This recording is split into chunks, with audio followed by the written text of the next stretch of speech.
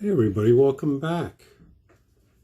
And even though this may not go up onto YouTube on 4th of July, for me today here, it is 4th of July. So happy 4th.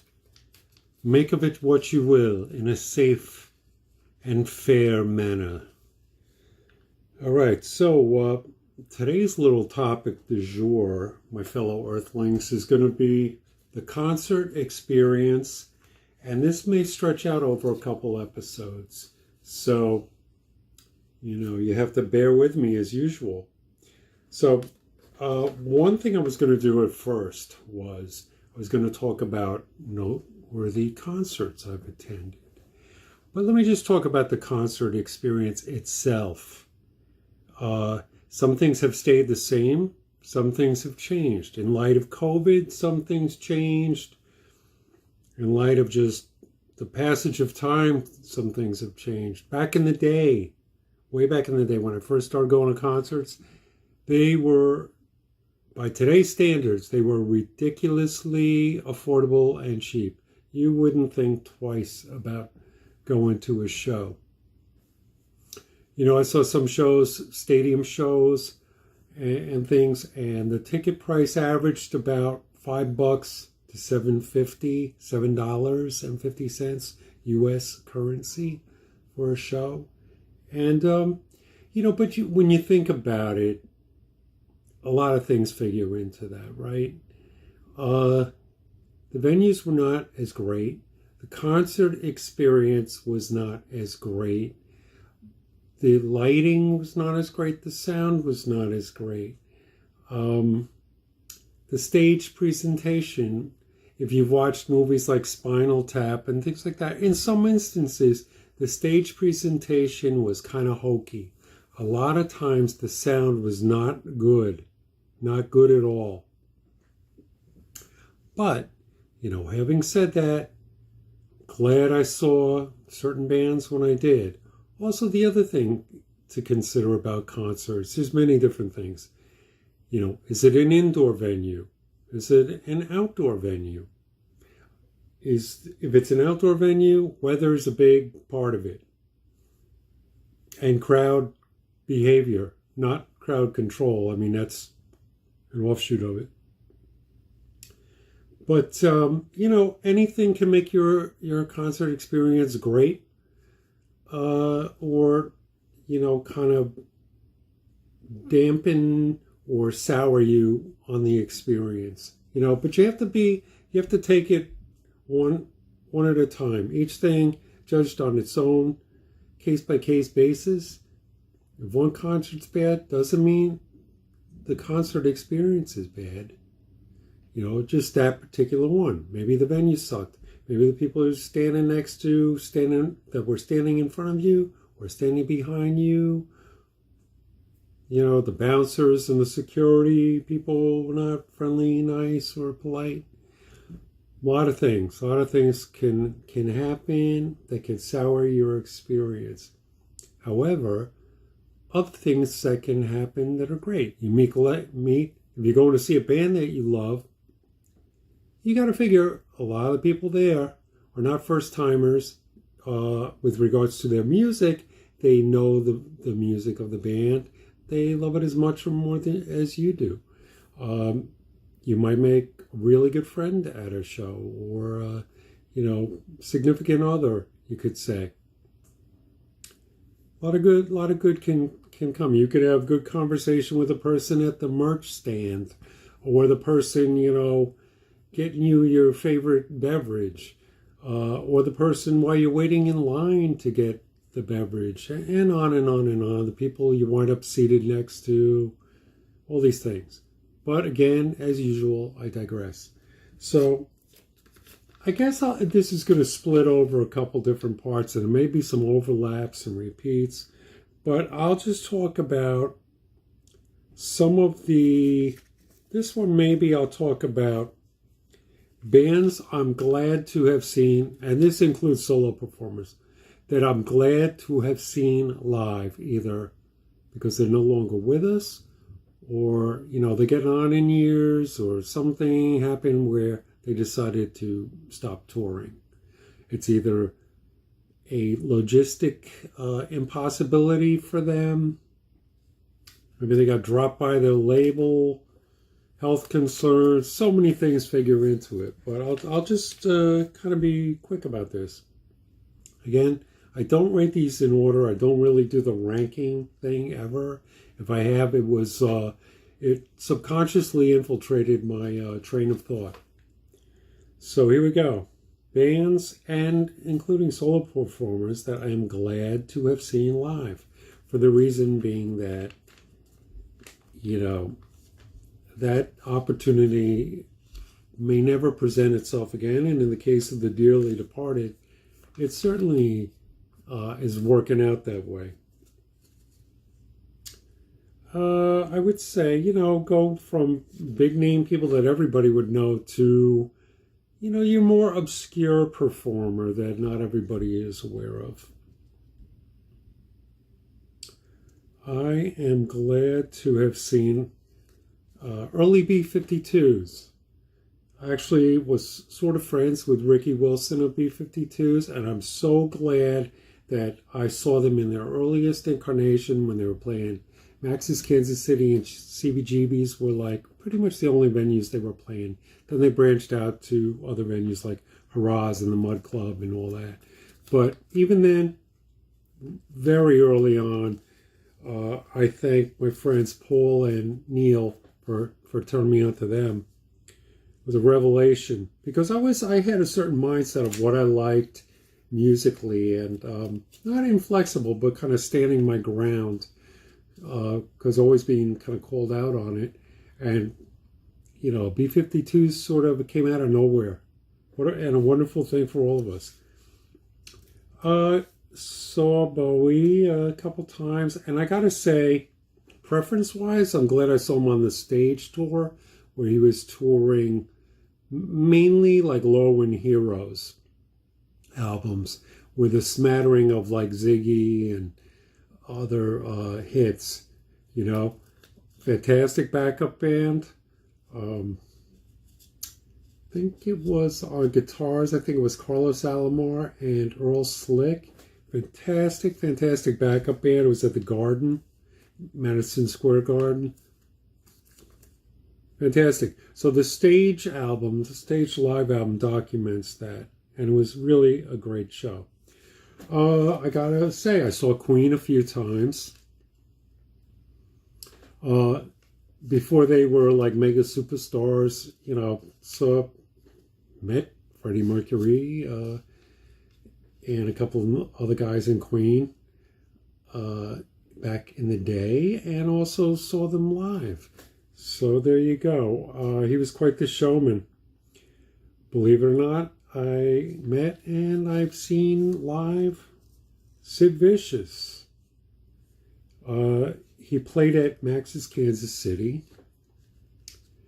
It was one of those shows that if everybody who said they were there was there, probably would be like filling Madison Square Garden. But it was a very tightly packed Max's Kansas City.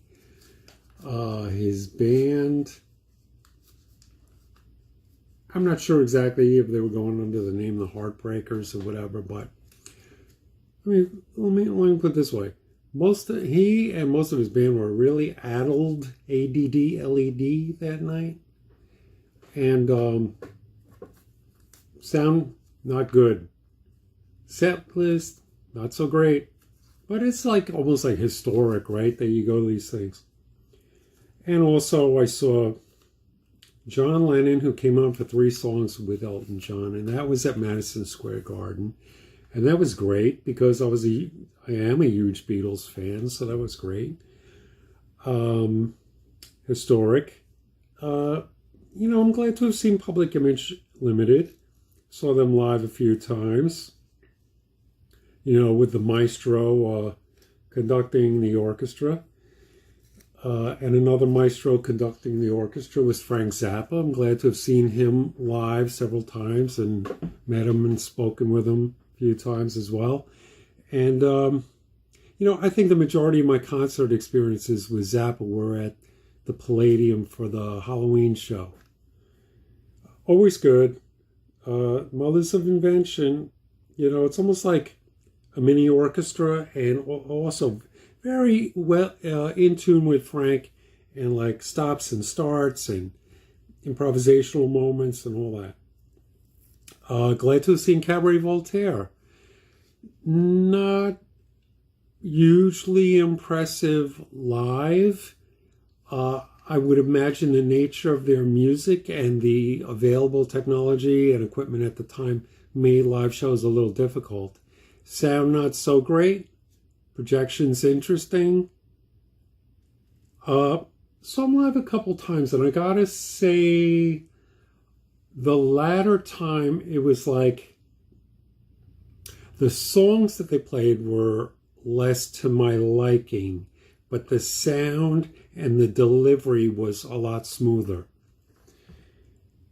And I will go on and say that I saw a band that was promoted as the Associates, but it was Billy McKenzie and a couple of guys backing him up. Maybe it was somebody that had played with the Associates on one of their albums. I think so, on drums. It was not with Alan Rankin. It was not the Alan Rankin Billy McKenzie Associates, unfortunately for me, but glad to have seen it. Saw them 2 nights in a row. Historic, fantastic. I loved it. So Yellow, in what to date is their only U.S. live performance, to my knowledge. They came out of hiding and did a live DVD and Blu-ray and a couple live performances, I think, in Europe. I think technology and, a big backup band kind of suits them for their presenting their music in a live situation. Glad to have seen Tom Jones. I saw a double bill of Tom Jones and Van Morrison. I got to say, even though I'm probably more familiar with the early catalog of Van Morrison, I was really there to see Tom Jones, and I'm so glad I did. And wow, you talk about some people, as the years tick away, maybe a little bit of diminishing quality in their musical delivery, right? Not so with Tom. Excellent. Glad to have seen Robert Gordon live, the late great Robert Gordon. I can't remember how many times I've seen him live. I saw so many concerts through the 80s. The bulk of the concerts I went to was probably like the 80s and early 90s. And, in that blur of activity, I may have seen him at an earlier incarnation. I can't quite remember. Because sometimes you go to these events or these festivals, and they bring people out as special guests for a couple numbers, or they jam pack the lineup, and you're like, I'm here to see 8 of the 12 bands, and I really like 6 of the 8 and all that. But I know I did see him in recent years. A small intimate show. He was great. Very obscure guy, Wasmo Nariz. He was on the IRS label in the 80s. Still, at this point in time, none of their music, to my knowledge, ever made it onto CD. They gotta put an anthology together. Put a couple videos on there. Put up a little package that just chronicles the meteoric beginning of rise and rapid disappearance into obscurity of Wasmo Nariz and his band. Amazing singer. Go listen to the song Deeply and tell me if that is not a wild vocal track. Wasmo Nariz, Deeply.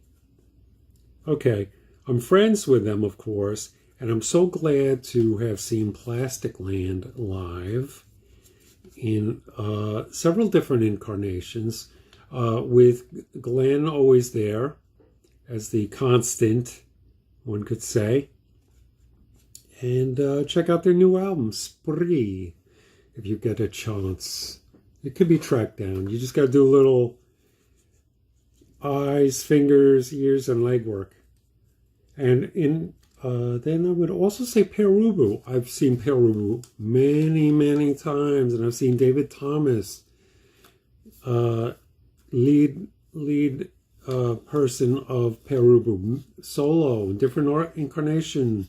The Wooden Birds, The Foreigners, Two Pale Boys. Trust me, I've seen David Thomas solo project many times. Solo projects. I've seen Perubu many, many times. One of our American national treasures that thankfully other people in the world recognize as well. So glad to have seen them. Sometimes, varying sound quality. People seem not to be in the best mood, but they're out there on stage anyway. Other times it's fun. Sometimes they do your favorites. Sometimes they play your favorites in an almost unrecognizable fashion.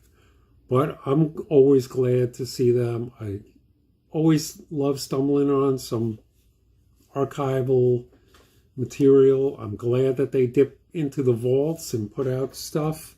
Mostly audio. I wish that they would put together some kind of amazing video chronicle of, the past. And boy, I would love to see a fantastic DVD or Blu-ray comprising, doesn't have to be their music videos. It could just be film performances. If you want a little taste, you check out Birdies from the Urga Music War film, and you would see that's pretty good. That's pretty good. And the music videos are pretty good. But trust me, as somebody who has seen Perubu many, many times, there's far greater stuff out there. Either the audio is floating around in the universe somewhere in the atmosphere, and or video to accompany it. Like amazing, like upper echelon, right? Same with Tuxedo Moon. I think they called it quits. But for the gifts they have given us, I thank them. And I saw them early on. The first time they came to New York, as far as I know.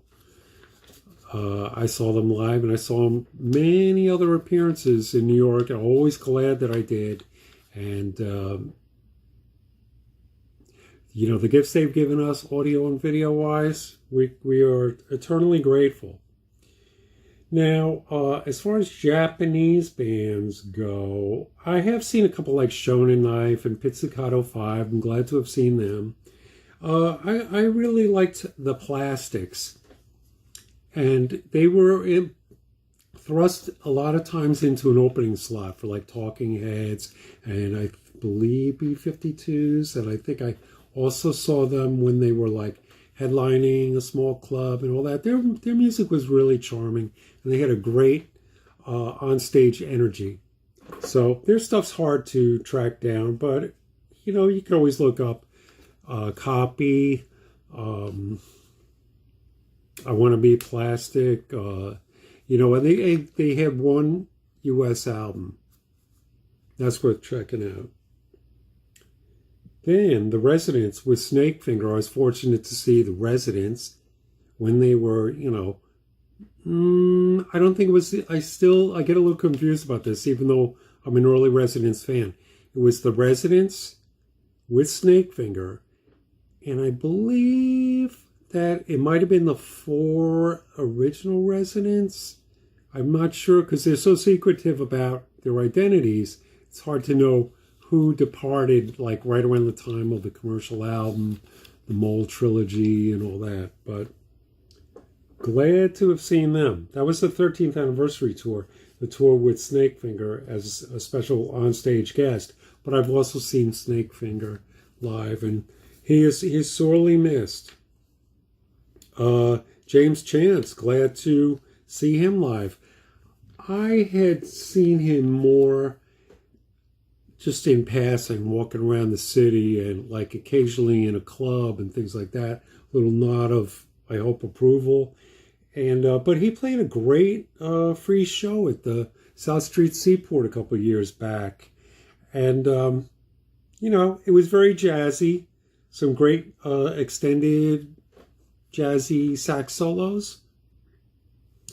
And on a likewise note, I saw Alan Vega and Martin Rev, aka Suicide, in several live performances over the years. A great one being the South Street Seaport performance, but they also did a Firehouse benefit in the neighborhood in Manhattan. They, you know, I saw them at the Ritz. I think I saw them at Harrah's. I saw them at Irving Plaza. I know I've seen them a bunch of places. They were always great, always semi-unpredictable. The Rascals, you know, in lists of bands from the 60s and all that, who had a lot of hits in the 60s, I was always like, oh, if I could only get to see the Rascals. And then out of nowhere, they reformed some years back. You know, the late, great Dino Danelli. He's got a heavenly birthday coming up. And saw him a bunch of times on the reunion tour, and I'm very thankful for that. And finally, for this episode, I will say that I saw the Cramps many times, got to meet the late, great Lux and Ivy. And, hey, so thankful, right? Very privileged. This will be continued, maybe not this exact way, but it'll be a concert experience tangent sequel. Happy 4th of July, or whenever you watch this. Happy day. Bye.